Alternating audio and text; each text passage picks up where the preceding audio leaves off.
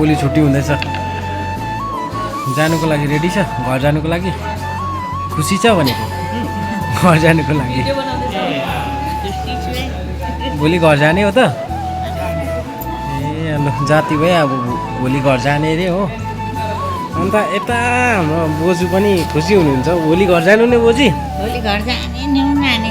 कति दिन भयो खुसी? एक हप्ता। बोजू पनि खुसी हुनुहुन्छ भोलिसँगै दुईजनाको छुट्टी दिँदैछन्। डिस्चार्ज हुँदैछ भोलि। दुईजना बोजूहरू यहाँनिर बिमारी बोजूहरू उहाँ र यता हाम्रो